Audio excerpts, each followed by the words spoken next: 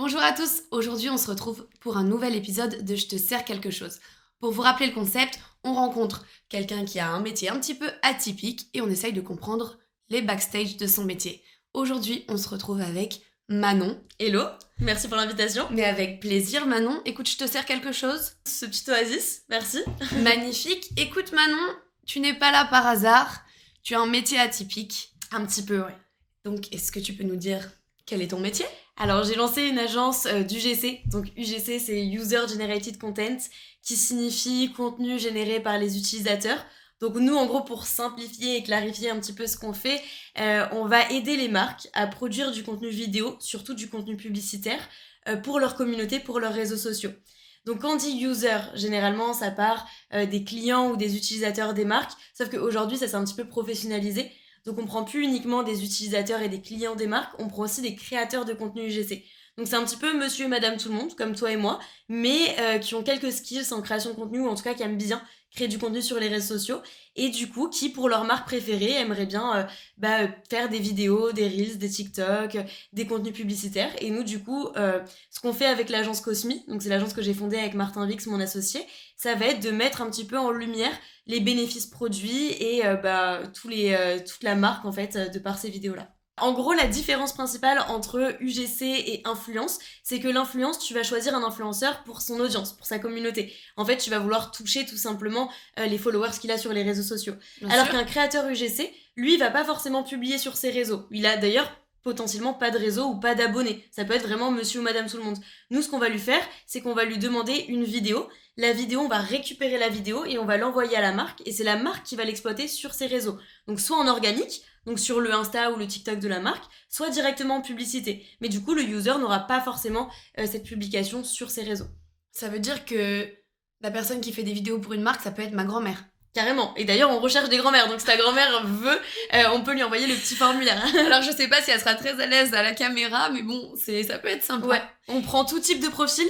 Franchement, on a autant des enfants, des mamans, des ados, des papas, on a vraiment de tout. Et on recherche de tout. Parce que ce qui est intéressant, c'est que les marques ont vraiment plein de types de consommateurs différents.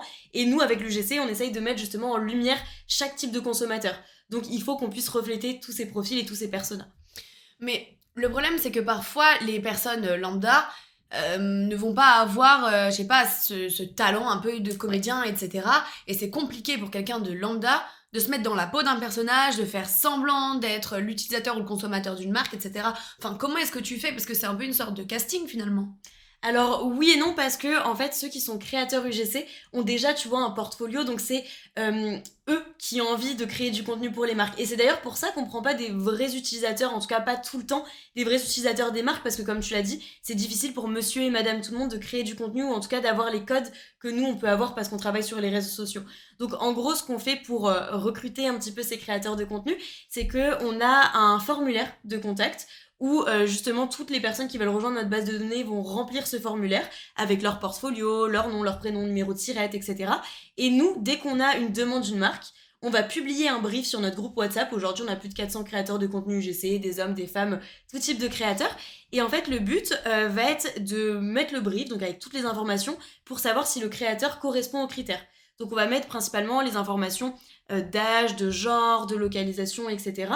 Une fois que le créateur correspond à ces critères, il a juste à liker le message sur le WhatsApp. Oui. Nous, après, on va regarder qui a postulé, on va regarder les portfolios, si ça match, si ça matche pas avec la marque, et on lui présente les profils.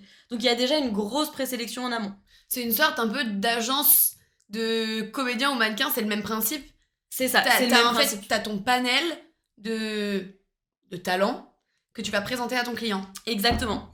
Alors, nous, c'est nos créateurs. En gros, ils travaillent pas qu'avec nous, hein. Ils sont souvent en freelance, en auto-entreprise, donc ils peuvent travailler soit en direct avec les marques, soit via des plateformes, parce qu'aujourd'hui, il y a des plateformes pour les créateurs UGC, ou soit directement via des agences comme Cosmi ou d'autres agences. Donc aujourd'hui, ils sont assez libres de travailler avec qui ils le souhaitent. Et en gros, la différence aussi avec les créateurs UGC, c'est que la plupart commencent avec des contenus qui sont pas forcément rémunérés par les marques. Donc c'est-à-dire qu'ils vont prendre un produit, par exemple tu vois cette Oasis, ils vont faire une vidéo sur l'Oasis, ils vont la mettre sur leur portfolio pour avoir justement des exemples de vidéos.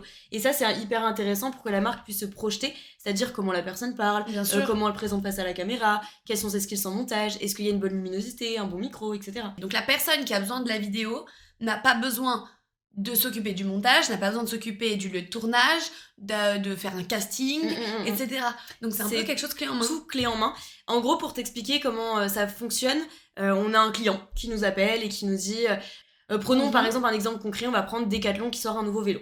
Ok, très bien, donc nous on récupère le brief. Decathlon nous dit que ce vélo s'adresse par exemple aux personnes qui ont 35 ans, un enfant et qui habitent en province. Ok, donc on récupère toutes les informations. Très précis. Plus on est précis, plus on va pouvoir justement répondre à ces attentes. Donc nous, justement, pendant le call briefing, on va vraiment creuser à fond les besoins pour qu'on puisse pas laisser de place au doute ou en tout cas qu'on puisse bien répondre à sa demande. Bah oui, il faut cibler. Exactement. Donc une fois que ça c'est fait, nous, on va faire un message sur notre groupe, on va vraiment tout détailler, le tarif de la campagne, à savoir que nous, nos campagnes, c'est minimum 100 € de rémunération pour le créateur. Il va y avoir la durée de la session de droit, sur quel réseau ça va être mis, le type de marque que c'est, s'il y a un gifting aussi, parce que généralement il y a un gifting, le créateur il a besoin du vélo pour faire la vidéo. Bien sûr. Donc du coup généralement on offre le vélo plus une rémunération pour la session de droit, la création, etc. Une fois que ça c'est fait, le créateur postule, on va regarder son portfolio comme je te le disais, on présente à la marque sélectionne les créateurs finaux. Et une fois que ça c'est fait, nous on s'arrête pas là. C'est-à-dire que nous à l'agence, on va écrire tous les scripts des vidéos pour s'assurer du dynamisme de la vidéo, si elle respecte bien les codes des réseaux sociaux, si on répond bien au brief de la marque, si on transmet bien le bon message à la bonne personne, et s'il y a les bonnes transitions, etc. Donc on va aller assez loin dans le script, jusqu'à détailler la pièce, on va détailler les transitions, on va détailler les musiques qu'on veut, les sous-titres, etc. Donc ça c'est toi, ou ton équipe du Exactement. moins. C'est Sarah et moi, donc Sarah qui est créative stratégiste chez Cosmi. Et moi, du coup, je m'occupe aussi de la partie créa. Lui, Martin, est plus sur la partie commerciale, comptabilité, gestion, etc. Il faut bien qu'il y en ait un qui s'y colle. Hein. Exactement. Et moi, les chiffres, je ne peux pas. Donc merci, Martin, de s'occuper de ça. Une fois que ça s'est fait, du coup, une fois qu'on a mis tout ce qui était brief, script, etc., on l'envoie au créateur. Le créateur, il va nous faire les rushs. Après, il a juste à déposer les rushs sur un lien Drive. Nous, on va regarder les rushs pour voir si ça correspond bien au script, etc. Après ces rushs-là, on va les envoyer à nos monteurs. Donc on a 2 monteurs pour l'instant qui travaillent en freelance avec nous. Nous, on va récupérer les vidéos, on va regarder si ça correspond bien. Il y aura peut-être des allers-retours. Et une fois que ça c'est fait, on va les envoyer à la marque. La marque, comme ça, peut nous dire si c'est OK pour elle, s'il y a des modifications, par exemple, au niveau des sous-titres. Et après, elle peut l'exploiter, que ce soit en publicité ou en organique. Et généralement, on fait un call de suivi 2-3 semaines après pour voir s'il y a déjà des résultats en publicité. Ok, 2-3 semaines après. Pourtant, les réseaux sociaux, c'est quand même assez rapide. Quand t'as des résultats, soit ta vidéo elle pète tout de suite, soit... En organique, oui, mais en publicité, t'as quand même une phase d'apprentissage de l'algorithme. Généralement, ça dure entre 1 à 2 semaines pour qu'il y ait le bon ciblage, etc. Donc pour que vraiment les résultats soient pertinents, surtout quand on a B-test de vidéos, c'est toujours bien d'attendre quelques semaines. Donc du coup, soit on fait un call directement avec le client, soit avec leur agence d'ads, parce qu'on travaille vraiment en partenariat avec leurs agences d'ads. Oui. Et comme ça, après, on peut avoir des insights pour les prochaines vidéos et savoir ce qui a bien fonctionné. Donc par exemple, le hook rate, pour savoir si l'accroche a été impactante ou pas, ou si elle a pas été impactante, on va essayer de changer le hook pour que la vidéo puisse performer d'une autre manière. Tu peux un peu expliquer ce que c'est le hook? Parce que je pense qu'il n'y a pas tout le monde qui connaît. C'est vrai. Alors le hook, en gros, c'est l'accroche d'une vidéo. Donc c'est ce qui va permettre à l'utilisateur, quand il scrolle son téléphone, de pouvoir s'arrêter sur la vidéo. Donc c'est un peu le scroll stopper. Et c'est ce qui va permettre aussi de savoir si l'utilisateur va regarder la vidéo ou si on lui a donné envie de regarder l'entièreté de la vidéo. Voilà. Finalement, ton métier, il est quand même hyper complet. Oui. Et si tu devais choisir 3 mots pour le décrire, ce serait quoi? Ok. Ça fait toujours cet effet-là, cette question. Alors, 3 mots. Je dirais créativité. Du coup, parce qu'il faut quand même beaucoup de créativité, surtout sur les réseaux sociaux où tout va très vite, il y a des nouvelles tendances où il faut tout le temps adapter les nouvelles tendances. Il faut que les marques puissent se démarquer de leurs concurrents, etc. Donc, créativité. Une grosse part de stratégie aussi, parce que on fait pas juste produire des vidéos. On doit analyser les résultats derrière, on doit tirer des conclusions de ces résultats aussi, savoir pourquoi une vidéo n'a pas fonctionné, comment on pourrait la faire fonctionner. Est-ce que c'est parce que le créateur ne revient pas à la cible? Est-ce que c'est parce que le hook n'était pas bon? Est-ce que c'est parce que le CTA n'était pas assez engageant? Enfin, il y a plein de conclusions à tirer de cette data, en fait. Donc de l'analyse et de l'optimisation. Exactement. Et en troisième, ce que je dirais, c'est l'authenticité et l'humain. Parce que, en gros, selon moi, l'UGC, c'est vraiment redonner un petit peu la voix aux consommateurs et laisser place un petit peu plus, justement, être consommateur-centrique et laisser place un petit peu plus à l'authenticité. Aujourd'hui, enfin, plutôt hier, dans les pubs qu'on regardait à la télévision, c'était toujours quelque chose de surfait. T'as beaucoup de lumière, t'as beaucoup de post-prod. Par exemple, si tu regardes sur de la food, la moitié des aliments qui sont devant ton assiette ne se mangent pas. C'est-à-dire que la chantilly avec des fraises, c'est de la mousse à raser. Oui. Le burger McDonald's, tu l'as jamais vu aussi beau que dans ta publicité. Donc tout ça, je trouve que les consommateurs d'aujourd'hui, surtout notre génération, se retrouvent moins dans ce type de publicité. On va un peu plus d'authenticité. Donc c'est pour ça que j'essaie de prendre la place. Actuellement, on voit des pubs avec des budgets à des milliers, voire parfois potentiellement des millions d'euros. Si tu payes le décor, le tournage, toutes les personnes qui sont sur le set le jour J. Et après la diffusion aussi. Et bien sûr, et la diffusion, les droits, etc. Ça revient à des budgets monstres. Et donc finalement, là, c'est une façon, l'UGC, de faire une pub un peu plus naturelle. Ouais. Bon, qui reste quand même orchestrée parce que bien sûr, ça va être diffusé. C'est diffusé à la télé ou c'est souvent sur les réseaux? Alors, c'est beaucoup plus sur les réseaux. Ça peut arriver que certains UGC soient repris dans des pubs télé. Mais généralement, ça fait partie... Enfin, c'est quelques secondes d'un spot publicitaire télé. Ouais, c'est ça. Parce que je me dis qu'en termes de qualité, pour que ça passe à la télé, il y a quand même des critères très, très, très pointus. Aujourd'hui, quand tu poses des questions à la génération Z, il y en a très, très peu qui regardent encore la télévision ou en tout cas les programmes télévisés. Par exemple, sur la télévision, ils vont regarder YouTube. Mais du coup, on retrouve les pubs de YouTube, mais ils regardent plus, tu vois, les chaînes un petit peu génériques comme nous on avait, TF1, etc. Ils regardent plus. Genre, j'ai mon feuilleton à 20h30 sur TF1. Ça n'existe plus, tu vois. À part les générations au-dessus de nous qui regardent encore la télé, mais nous on regarde, enfin, je sais pas toi, moi je regarde quasi, voire pas du tout la télévision. Ou alors je vais sur la télé pour regarder Netflix, quoi. Exactement. Mais du coup, tu vois pas ce type de publicité. Quoique maintenant, ils ont lancé des pubs Netflix, apparemment, t'as un abonnement avec des pubs. Mais ça sera peut-être pas des pubs. Ils nous en mettent partout. Mais sinon, le JC, tu peux le retrouver un petit peu partout. J'ai entendu des rumeurs comme quoi on pouvait bientôt retrouver aussi des spots de publicité qu'on voit sur Instagram, TikTok, etc. dans le métro. Donc apparemment, il y aurait des... sur écran ? Ouais, sur écran. Ok. Sur écran. Donc je sais pas si c'est encore sorti. J'ai entendu dire que c'était en cours.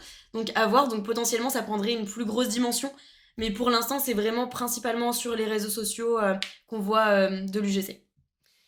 Et quel est le style ou le type de client que tu préfères accompagner ? Le plus fun ou... Moi, ce que j'aime bien, c'est les petites marques qui viennent de se lancer parce qu'il y a aussi un gros challenge. Elles sont pas connues. Elles ont pas du coup de notoriété, elles ont pas d'abonnés sur les réseaux sociaux. Donc, tu vois, il y a ce truc de se dire il faut faire une pub un peu décalée. Là, par exemple, je pense à une marque de skincare qu'on a en ce moment et il faut faire une pub complètement décalée.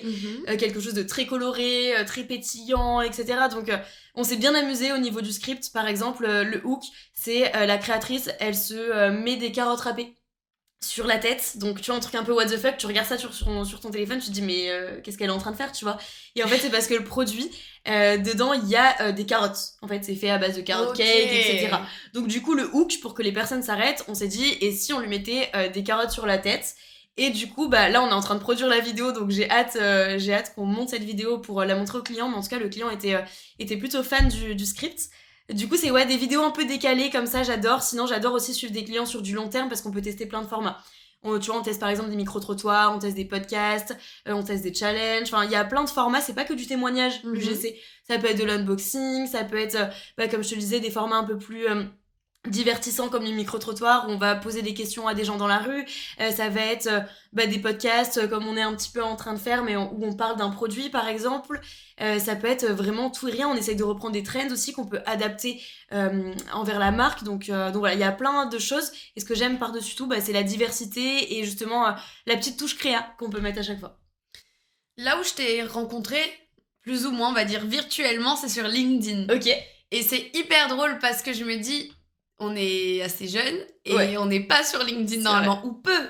Mais toi, t'es limite un peu Que une sur LinkedIn, influenceuse LinkedIn. Alors, je sais pas si c'est le terme sur LinkedIn, influenceuse. Ça commence à venir ce terme sur LinkedIn de plus en plus. Moi, je passe du contenu depuis 3 ans, je crois, sur LinkedIn. Ok. Donc, ça avait rien à voir avec aujourd'hui. Il y a 3 ans, c'était encore la plateforme où tu postais ton CV et tu disais cher réseau. Au début, il y avait vraiment 3 likes. Hein. Franchement, j'ai forcé l'ancien CEO à liker, ma pote qui était stagiaire et sûrement ma cousine, tu vois. Genre Ok. vraiment, j'avais 3 likes, un commentaire, bref, truc, ça faisait un bid complet, personne voyait. Et au final, petit à petit, j'ai continué à poster, et puis 5 likes, 10 likes, 11 likes, 20 likes, 1000 likes, 2000 likes.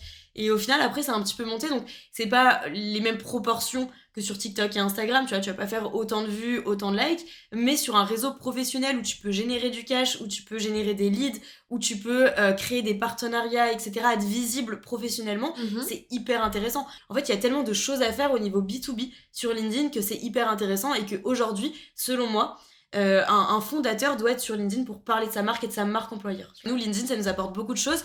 Aujourd'hui, si je peux aussi me rémunérer à côté, c'est parce que j'ai des collabs sur LinkedIn. Bien sûr. Donc voilà, il y a plein de choses à faire sur LinkedIn et c'est encore en pleine expansion. Mais pourquoi t'as préféré rester sur LinkedIn plutôt que les réseaux sociaux basiques qu'on connaît, TikTok et Instagram, qui peuvent avoir une portée énorme? Ouais, alors j'aimerais bien aller sur Insta et TikTok. Là, c'est juste que je le priorise pas pour l'instant parce que sur LinkedIn, j'ai déjà une communauté donc c'est plus facile à exploiter, on va dire.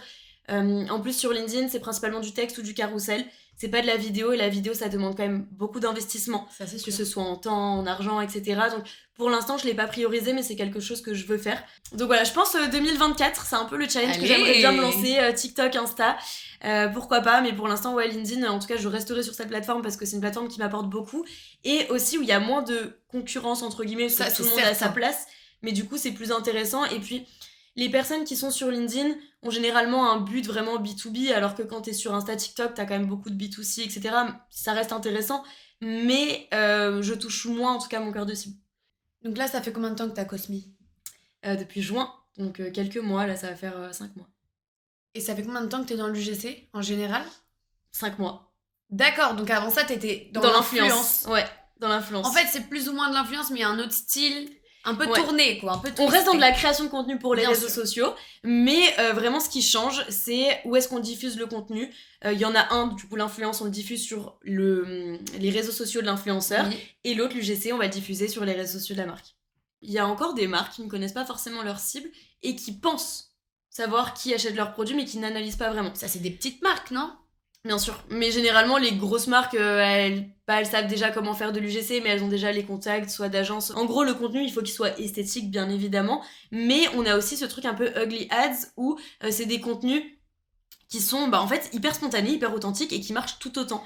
Mais dis-moi, t'aurais pas fait un article LinkedIn à ce sujet? J'ai cru voir un truc qui disait, bon, grossièrement parlant, parce que je me rappelle pas exactement, mais qui disait, en fait, nous, ce qu'on fait, c'est qu'on market le défaut aussi, parce que Ouais. le but, c'est que ce soit réel, Authentique, en fait. c'est ça. Authentique, C'est ça. exactement. Nous, on a des marques qui parfois nous demandent vous pouvez enlever ça au montage parce que tu vois, il y a une petite tache sur le mur ou un petit truc comme ça. Mais en soi, l'utilisateur, il va même pas le voir, il s'en fiche.